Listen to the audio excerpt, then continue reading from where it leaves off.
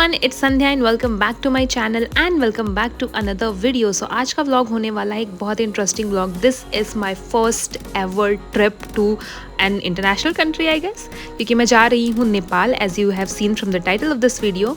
And मैं सबसे पहले अपना लगेज यहाँ पे शूट कर रही हूँ बिकॉज बहुत ही ज़्यादा इंस्टेंट मेरा प्लान बना था and I am travelling solo. So yeah I am really excited and was a little bit nervous. So मैंने अपने ना ट्रेन की ऊपर वाली सीट पे सारा सामान रखा है and I reach to Gorakhpur junction from Muzaffarpur. Welcome to Gorakhpur junction. So Gorakhpur junction पहुंचते ही मैंने सबसे पहले किया नाश्ता, जिसमें मैंने खाया जलेबी और चना। And after that bus stop से मैंने पकड़ी एक बस जो कि मुझे सोनौली बॉर्डर तक लेकर के जाएगी। And as I can see I look so tired, so थोड़ा सा रिफ्रेश होने के लिए बस एक जगह पे रुकी थी जहाँ पर मैंने पिया थोड़ा सा लस्सी ठंडा ठंडा सा, and it was very yummy and very refreshing. And या वेदर वॉज वेरी नाइस, धूप बिल्कुल भी नहीं निकली थी एंड बहुत ही अच्छा लग रहा था। एंड ऑल्सो ये ना लाइक जंगल टाइप के एरिया के बीच में था, सो it was very pretty. And मैं तो ऐसा लग रहा था पता नहीं भाई मैं कहाँ से उठ करके चली आई हूँ। Ignore my dressing because I was just going for the comfortest piece of cloth that I have. And yeah इसके बाद हम चलते हैं, सीधे मिलते हैं नेपाल बॉर्डर पे। सो सोनौली बस स्टॉप पे उतरते ही वहाँ से मैंने पकड़ा एक रिक्शा। सो रिक्शे वाले भैया को मैंने बोला मुझे कैश विड्रॉल करना है। सो वो मुझे पहले एटीएम लेके गए, वहाँ से मैंने कैश विड्रॉल किया, देन करेंसी एक्सचेंज करवाया। सो रिक्शे वाले भैया ने बताया कि ये बॉर्डर क्रॉस करने के लिए और कोई भी पब्लिक ट्रांसपोर्ट यहाँ पर नहीं चलता है, सिर्फ ये पैर वाले रिक्शा ही चलते हैं। सो बॉर्डर क्रॉस करते टाइम भी ज़्यादा कुछ भी प्रॉब्लम नहीं हुआ। उन्होंने बस ID चेक किया, नाम वहाँ पर एंटर किया एंड उसके बाद वो रिक्शे वाले भैया को मैंने बताया मुझे सिम लेना है। सो वो मुझे इस शॉप पर लेकर के आए। सो यहाँ से लिया मैंने सिम और इन्होंने ही पोखरा जाने के लिए मिनी वैन भी कर दी थी। I think mini when he बोलते हैं इस गाड़ी को। एनीवेज तो इन्होंने ही कर दिया। सो बहुत ही कंफर्टेबल था, लाइक मुझे इधर उधर ज़्यादा कुछ पता नहीं करना पड़ा। एंड अगर आपको करेंसी एक्सचेंज कराना है तो आप बॉर्डर के इस पार भी आकर के करेंसी एक्सचेंज करा सकते हो, वो ज़्यादा सही पड़ेगा। एंड इवन इफ़ आप करेंसी एक्सचेंज नहीं कराते हो देन स्टिल इंडियन रुपीज़ भी हर जगह चल जाता है। But just do take care कि आपके पास कैश इनफ हो, बिकॉज ऑब्वियसली इंडिया के कार्ड्स वगैरह के भी स्पेशल परमिट आपको करानी पड़ेगी लाइक कैश विड्रॉल करने के लिए। सो या this was my first time looking at the mountains. इससे पहले मैंने अपनी लाइफ में कभी भी माउंटेन्स नहीं देखे थे। सो बहुत ही ज़्यादा प्रिटी व्यू था। I was really awestruck. पूरे टाइम तो मैं खिड़की के बाहर ही देख रही थी।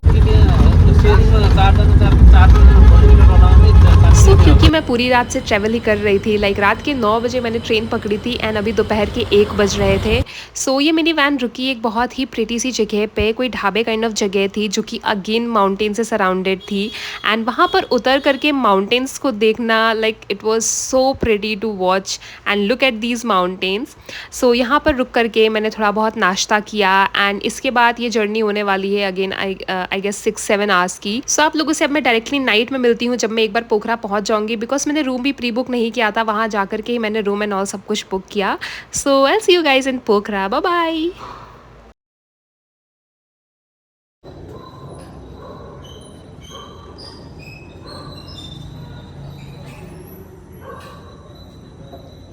Everyone, so it is day 1 in Pokhara. So अभी हो रहे हैं रात के आई थिंक 8:30 हो रहा है and we are going out to explore the streets of Pokhara.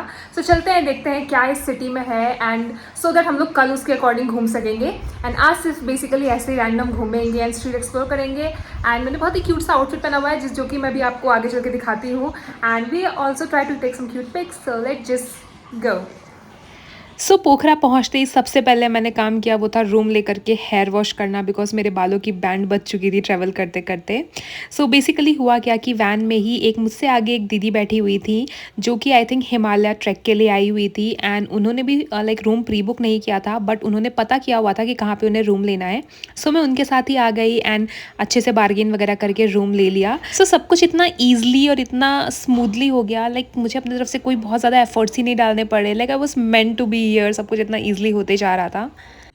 So guys here I am at Phewa lake and रात के टाइम पे भी बहुत बहुत ब्यूटीफुल लग रही है। So guys this is very famous Pokhara lake, Pokhara की फेवा लेक। एंड यहाँ पे मैं कल सुबह आ रही हूँ बोटिंग करने के लिए एंड अभी रात में आई हूँ, बहुत ही डिफरेंट वाइब है। And as you can see वहाँ पे वो माउंटेन्स के ऊपर लाइट जल रही है, उस रास्ते से हम लोग आए थे एंड इतना ज़्यादा सुंदर लग रहा था एंड लाइक पूरे ज़मीन पे किसी ने तारे बिखेर दिए, ऐसे टाइप का सुंदर लग रहा था। सो नाइट टाइम में बहुत ही प्रिटी लग रहा है एंड यहाँ पे बहुत सारे लोग मुझे घूर रहे हैं व्लॉग करते हैं, तो मुझे थोड़ा सा ऑकवर्ड लग रहा है। So let me show you guys कि कितना ज़्यादा प्रिटी है ये Phewa lake, and then will move to another place and see कि और क्या क्या चीज़ें हैं यहाँ पे।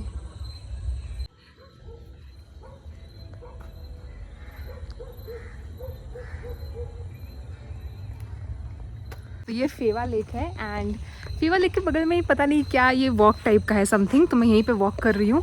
एंड ये बहुत प्रिटी जगह है। लाइट का थोड़ा सा इशू हो रहा है बिकॉज यहाँ पे सिर्फ स्ट्रीट लाइट्स हैं एंड बाकी पूरा कंप्लीट एकदम डार्क है।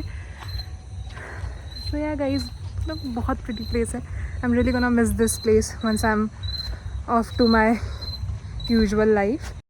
वैसे तो पूरा एक दिन ट्रैवल करने के बाद थोड़ा सा मैं टायर्ड थी, बट यहाँ पर इस व्यू के सामने वॉक करने से अलग ही लग रहा था, एनर्जी आ रही है, अलग ही रिफ़्रेशिंग फील हो रहा था। सो उसके बाद मैंने एक वहीं पे मुझे रेस्टोरेंट दिख गया जहाँ से मैंने खाया ये वेरी टेस्टी काठी रोल। खाने के बाद अगेन थोड़ी देर इधर उधर ऐसे ही टहला, काफ़ी अच्छा लग रहा था। वहाँ पे लाइट्स ऑन है, लोग घूम रहे हैं, इतना अच्छा वेदर है, इतने पहाड़ दिख रहे हैं हर तरफ। So it was really fascinating to walk in these streets. Yes, I just had dinner at a place called Feva Lake, Feva View Restaurant something. So वहाँ की जो लेडी थी वो बहुत स्वीट थी, बहुत सारी उन्होंने हेल्प कर दी मुझे लाइक पता करने में कि मुझे कल कहाँ जाना है, मुझे कैसे कहाँ के लिए गाड़ी मिलेगी and all. She was really sweet and now I am just randomly walking here and there, streets explore कर रही हूँ। काफ़ी सुंदर लग रहा है रात के टाइम में, एंड प्लस इतनी ज़्यादा हैपनिंग है, आई मीन बहुत ज़्यादा क्राउड है एंड अच्छा लग रहा है कि इतने सारे लोग ऐसे टहल रहे हैं इधर उधर। गाइस, तो इट्स डे 2 इन पोखरा। मैं अभी जस्ट सो के उठी, नहाया and I am just all ready to go out, इसलिए मेरी आईज ना थोड़ी स्वोलन लग रही है। So this is my OOTD for my second day in Pokhara, and ये मैंने ब्लैक कलर की बहुत ही प्रिटी सी मैक्सी ड्रेस पहनी थी। सो अभी मॉर्निंग के 6 बज रहे हैं, and the like again the mountains look so pretty, जिधर देखो उधर mountains, like I was just mesmerized। जहाँ मुझे mountain दिख रहा है मैं बस फ़ोन निकाल के शूट कर रही थी। Guys, it's my day 2 in Pokhara, I am all ready to go out, but हुआ क्या ना कि मैं सारंगपुर जाने वाली थी एंड मुझे सारंगपुर जाने में 6 बज गया, मतलब निकलते 6 बज गया। तो मुझे जहाँ मैं होटल में स्टे कर रही हूँ उन्होंने बोला कि लाइक अब कोई मतलब नहीं है, सनराइज़ नहीं दिखेगा, आपको 4 बजे निकल जाना चाहिए था, 5 बजे तक वहाँ पहुँच जाना चाहिए था। अभी के लिए तो कुछ भी डिसाइडेड नहीं है, I am just roaming around, सोच रही कुछ ब्रेकफास्ट कर लूँ, दैन उसके बाद आई डिसाइड क्या करना है। सो ब्रेकफास्ट तो नहीं किया, बट ऐसे ही वॉक करते करते मैं फेवा लेक के पास पहुंच गई, एंड आई थॉट कि चलो बोटिंग करते हैं because the weather was very nice, and सुबह के टाइम में माउंटेन्स का व्यू भी बहुत अच्छा लग रहा था। एंड प्लस इस फेवा लेक के जस्ट बीचों बीच में एक बहुत ही लाइक पुराना मंदिर है, ताल बाराही टेम्पल, जो कि आई गेस दुर्गा माता का मंदिर है, एंड वहाँ पे लोग बोलते हैं सुबह सुबह जाना चाहिए। सो आई थॉट कि चलो ठीक है, मैं वहीं जाके दर्शन करके आती हूँ। Okay, so first of all I am hello scared of water, like मुझे बोटिंग करने में बहुत डर लगता है, बट यहाँ पर इतने सारे लोग थे that it was fun to boat, and you know Nepal में लोग बहुत ही ज़्यादा फ्रेंडली हैं, so it was really fun boating and सबसे बातें करना। सो अगेन माउंटेन्स इतने अच्छे लग रहे थे, एंड पानी के बीचों बीच माउंटेन्स को देखना, and it was just like you know day dream, बहुत ही अच्छा लग रहा था।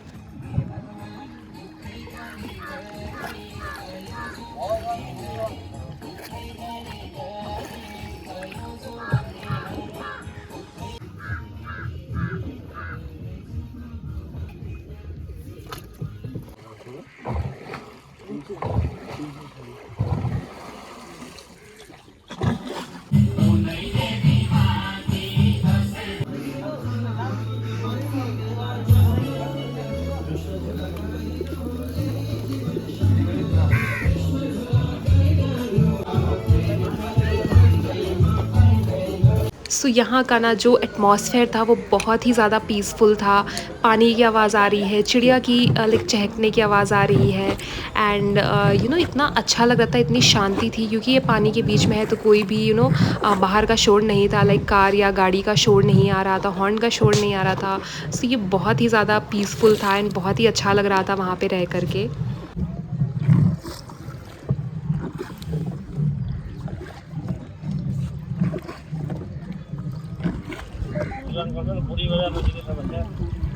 सो we went to Phewa lake and यहाँ बोटिंग किया, दर्शन किया ऐसे guys please. So currently I am here, बहुत प्रिटी व्यू है।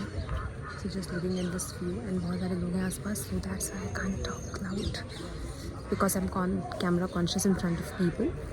So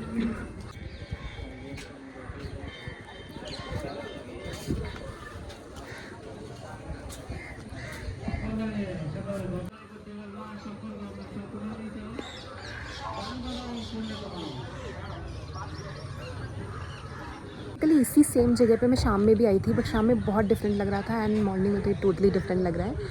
सो लेट्स सी आगे कब क्या प्लान बनता है, बिकॉज इतना रैंडम प्लान बन रहा है ना, मैंने बिल्कुल नहीं सोचा था अभी फेवा लेक जाने का. बट ठीक है, भीड़ कम थी. I got good photos and videos. I think it was worth it.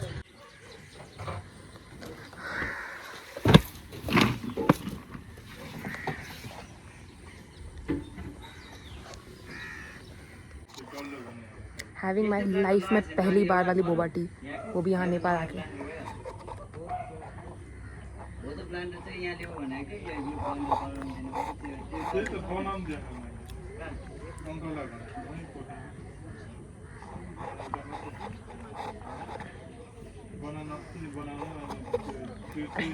Boba का टेस्ट ना, कैसे मैं बताऊँ. मेरी नानी एक चीज़ बनाती थी, कुछ उसके जैसा, हम बता नहीं सकती क्या चीज़ था.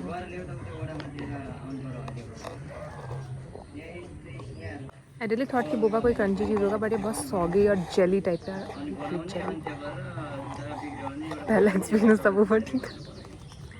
सो ब्रेकफास्ट के नाम पे बोबा टी पीने के बाद मैं वापस अपने होटल आ गई. मैंने होटल वाले अंकल से बात किया तो उन्होंने बताया कि एक टूर बस चाहती है जो कि जितने भी टूरिस्ट हैं उन सभी को यहाँ की पोखरा की जितनी भी फेमस प्लेसेस है वहाँ पर घुमाएगी, लाइक 7 to 8 प्लेसेस. एंड एक दिन में आपको वो सारी जगह पे घुमा देगी. एंड इस बारे में मुझे ना कल शाम को भी वो होटल वाली लेडी ने बताया था. सो आई थॉट कि चलो ठीक है, इसमें टाइम वेस्ट नहीं होगा एंड एटलीस्ट मैं बहुत सारी जगह घूम सकती हूँ, क्योंकि अगर मैं अकेले में जाऊँगी एक एक जगह घूमने तो उसमें मेरा बहुत टाइम वेस्ट हो जाएगा. एंड मेरे पास सिर्फ आज का ही दिन है. सो मैंने तुरंत से अपना आउटफिट चेंज किया एंड मैं इस टूर बस में आ गई, जो कि आई गेस सुबह 9:30-10 बजे निकलती है.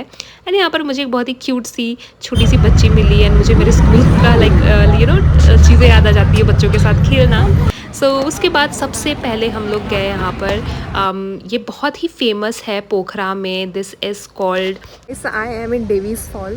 सो one thing I forgot to mention is that कि सुबह जब मैं फेवा लेक गई थी तो वहाँ पर भी टिकट लगा था 136 Nepali rupees to be exact. And यहाँ पर भी टिकट लगा था जिसका मैं प्राइस भूल चुकी हूँ.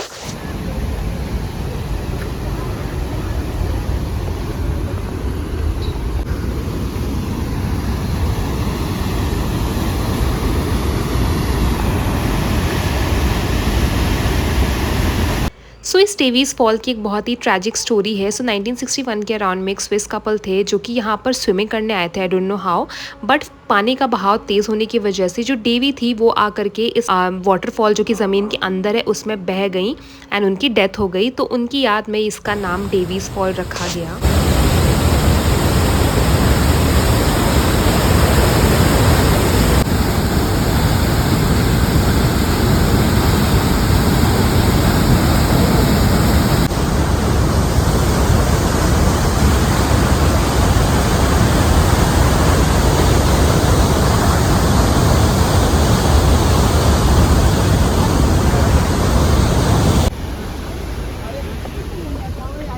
सो यहाँ से निकलने के बाद रोड के दूसरे तरफ ही गुप्तेश्वर महादेव केव है जो कि शिव भगवान जी का केव है. एंड वो भी यहाँ पे बहुत ही ज़्यादा फेमस है.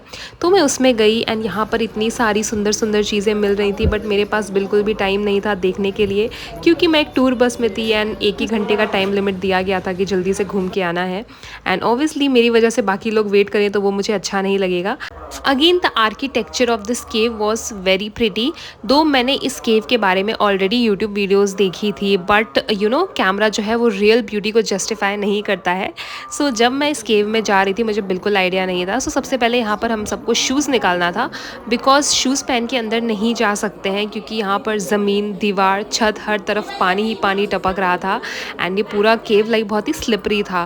तो शूज़ में एक तरीके से स्लिप होने का खतरा होता है. सो उसके बाद इस केव में अंदर गए. सो मैं थोड़ी सी क्लस्ट्रोफोबिक हूँ, बट स्टिल मैंने मैनेज किया जाना. एंड बहुत सारे लोग थे तो लाइक उतना सफोकेशन नहीं हो रहा था, बट ये ना लिटरल एक केव टाइप केव था. लाइक यहाँ आने के बाद आपको रियलाइज़ होगा कि ये बिल्कुल भी लाइक आर्टिफिशियल फ़ील नहीं दे रहा था। यहाँ पर जिस हिसाब से पानी टपक रहा था ना, उसी से समझ में आ रहा था कि इस मतलब ये लिटरल एक रियल केव की वाइब दे रहा है कि सच में मैं किसी गुफ़ा के अंदर आई हूँ। दो यहाँ पर चीज़ें काफ़ी अच्छे से मैनेज की गई थी, लाइक रेलिंग एंड सीढ़ियाँ बनी हुई थी, हर जगह बल्ब एंड एवरीथिंग लगा हुआ था। सो नीचे आई गेस 4-5 फ्लोर नीचे आने के बाद आई गेस जहाँ तक मुझे लग रहा था, यहाँ पर एक मंदिर था, शिव जी की बहुत ही बड़ी सी मूर्ति रखी थी एंड यहाँ पे पूजा वगैरह चल रही थी।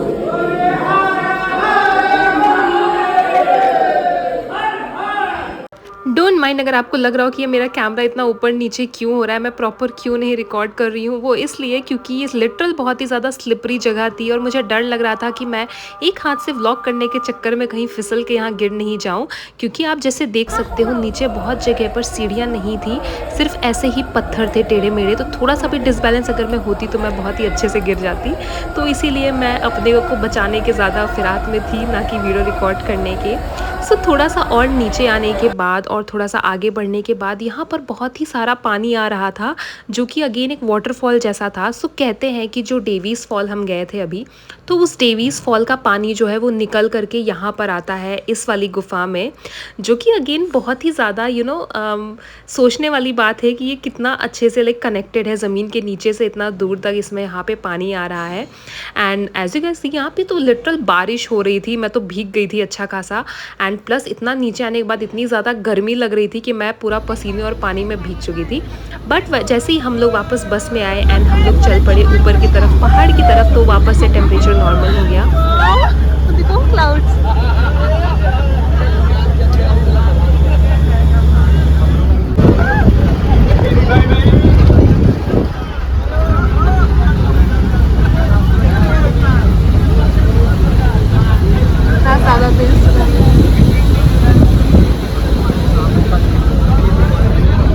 सीरियसली पहाड़ों के इन रास्तों पर इतना तेज़ी से ये ड्राइवर भैया चला रहे थे ना कि कहीं कहीं तो लग रहा था कि अब तो हम पलट के खाई में गए।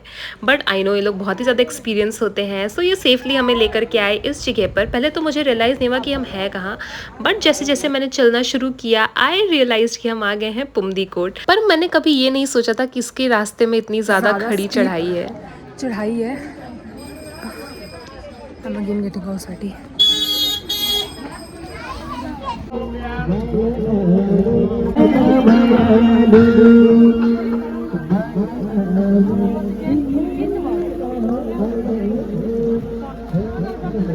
हर हर महादेव।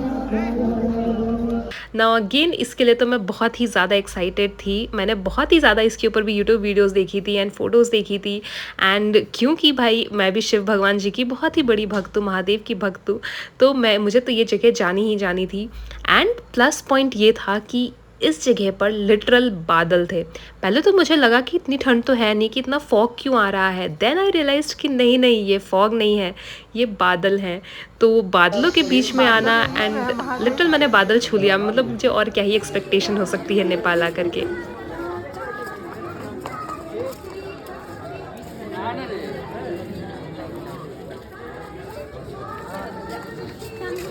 गाइस, तो I am in Pumdikot and यहाँ पे बहुत ही बड़ा सा मतलब शिव भगवान जी की मूर्ति है। बहुत बहुत सुंदर व्यू है। ऊपर से ये जगह पे ना बादल हैं, थोड़ा सा फॉगी लग रहा होगा बिकॉज यहाँ पे क्लाउड्स हैं, बहुत ज़्यादा विंडी सा ऐसा मौसम हो रहा है। सो जो कैमरा है ना वो कभी भी रियल ब्यूटी नहीं दिखाता है। ये जगह ना सामने से अलग ही सुंदर लग रही थी, जो कि कैमरे पे मुझे खुद नहीं लग रही है अभी मैं जब ये वीडियो एडिट कर रही हूँ।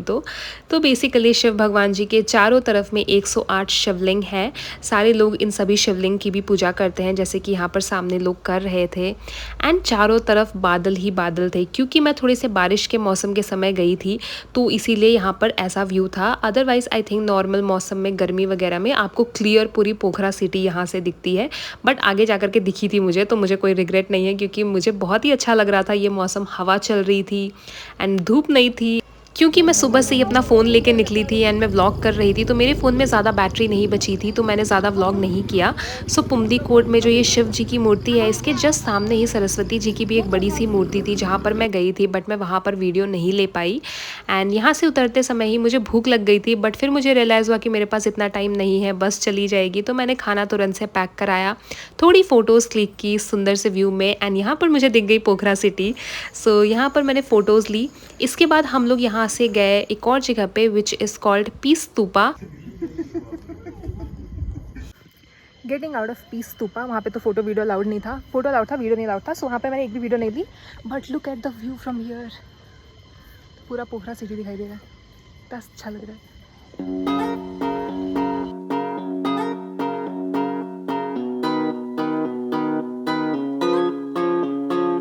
यहीं पर एक दो और बहुत ही सुंदर सुंदर सी जगह थी जहाँ पर मैं जाना चाहती थी, बट वहाँ पर ये टूर बस नहीं लेकर के जाने वाली थी।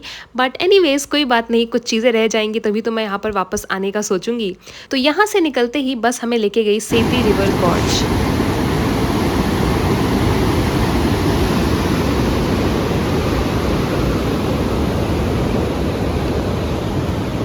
बहुत ही डरावना है क्योंकि मैं पानी के बगल में चल रही हूँ, पानी के ऊपर चल रही हूँ। तो Seti river goes as you guys can see ये फेमस है दूध जैसे सफ़ेद पानी के लिए। बोलते हैं इस पानी को पीने से लोगों को मुक्ति मिलती है। एंड मुझे नहीं पता ये कैसे बना हुआ है, लाइक सामने आपने देखा सामने झरने से ये पानी नीचे ज़मीन से आता है, ये ऊपर कैसे आ जाता है और कैसे इधर से उधर बहता है, इसके बारे में तो मुझे भी देखना पड़ेगा। बट ये अगेन बहुत ही अच्छा लग रहा था, प्लस डरावना लग रहा था क्योंकि पानी का फ्लो बहुत ही ज़्यादा था।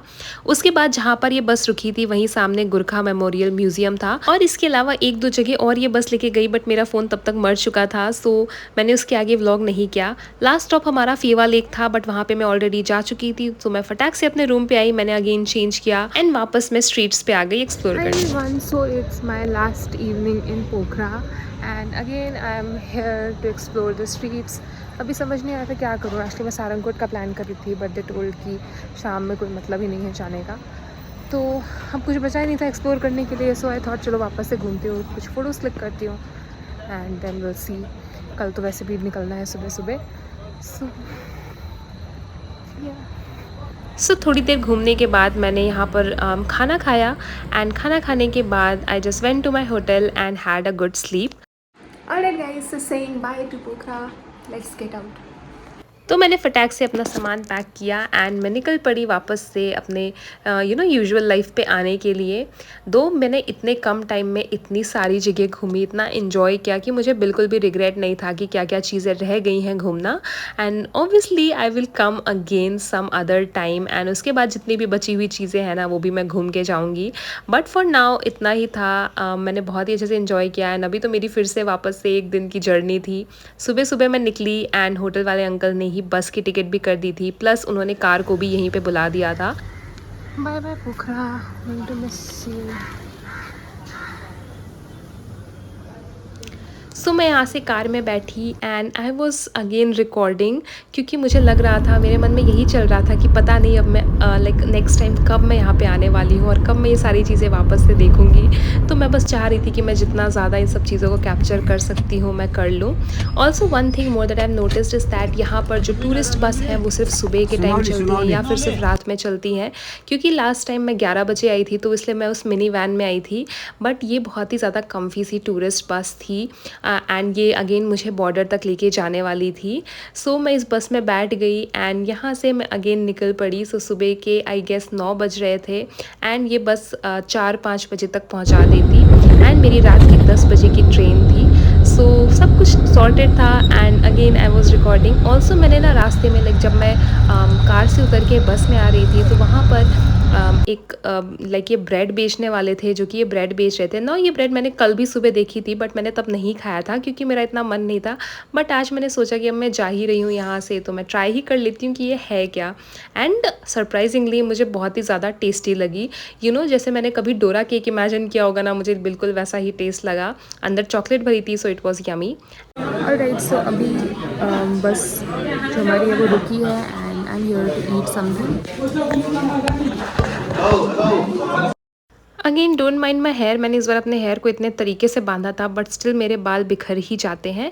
एनीवेज बस एक जगह पे रुकी हुई थी ढाबे पे अगेन। सो वहाँ पर मैंने ऑर्डर किया chicken chow mein which was so tasty and with this view ये और ही ज़्यादा यमी लग रहा था। लाइक पहाड़ों के बीच में बैठ के खाना ना मैं पक्का मिस करने वाली हूँ। सो बस से उतर गए and now I am on rickshaw and going to cross the border. Just something that is the border. तो बॉर्डर पे अगेन आईडी कार्ड दिखाया, एंट्री कराया, लगेज चेक कराया और उसके बाद मैं वापस से आ गई अपने इंडिया में। एंड ट्रस्ट मी, चाहे जितनी अच्छी जगह हो, अपने इंडिया में आने की खुशी अलग ही होती है। And I am in India, I am in another बस फॉर गोरखपुर एंड अभी तो ये बस पूरी की पूरी खाली है। एंड फाइनली इंडिया में आ गए। इंडिया में बहुत अच्छा लग रहा है। एंट्री करवाया, लगेज चेक करवाया and yeah now here I am in India, back to my city, state, country, क्या हो गया मुझे, back to my country. And yeah अब नाउ यहाँ से तो अब यहाँ से मेरी ट्रेन है जो कि रात के 10 बजे है फ्रॉम गोरखपुर। तो अब मुझे वो ट्रेन कैच करनी है। सो इसमें आई थिंक मुझे 4 to 5 आवर्स लग जाएगा। सो या I'll see you guys in train or else I'll see you guys directly in Muzaffarpur. Okay, bye bye.